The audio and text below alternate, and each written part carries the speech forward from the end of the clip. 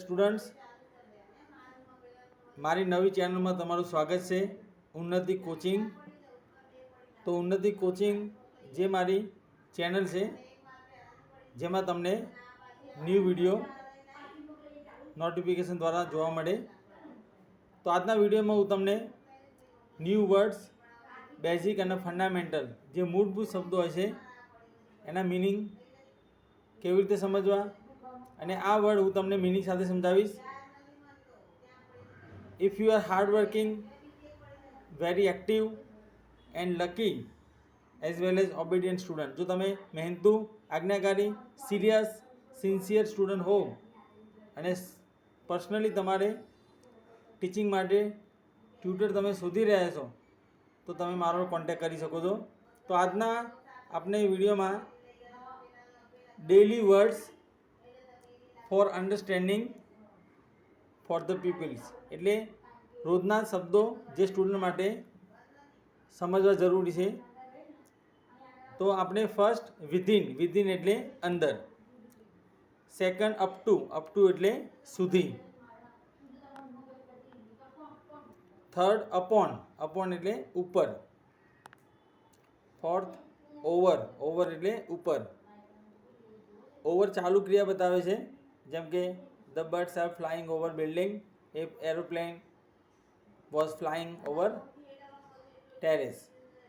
Into એટલે અંદર, into shows motion મતલબ ઇન્ટુ ગતિ બતાવે છે. ઇન અને ઇન્ટુ બંનેનો અર્થ એક છે, પણ ઇન એક જગ્યાએ સ્થિર છે, જેમ કે આપણે ઇન એટલે we are sitting in the classroom, અને ઇન્ટુ ફાધર કેમ ઇન્ટુ કિચન, તો ત્યાં કિચનમાં આવ્યા ફાધર મતલબ ઇન્ટુ ગતિ બતાવે છે. વિધાઉટ એટલે વગર, જેને બીજો વર્ડ છે એક્સેપ્ટ, EXCEPT મતલબ સિવાય. બિસાઇડનો મતલબ તદ્દન બાજુમાં, બાય ધ સાઇડ ઓફ. ત્યારબાદ સ્યોરિટી એટલે ચોકસાઈ, જેને આપણે ખાતરી કહીશું. સર્ટેન ઉપરથી સર્ટેનિટી અને શ્યોર ઉપરથી શ્યોરિટી.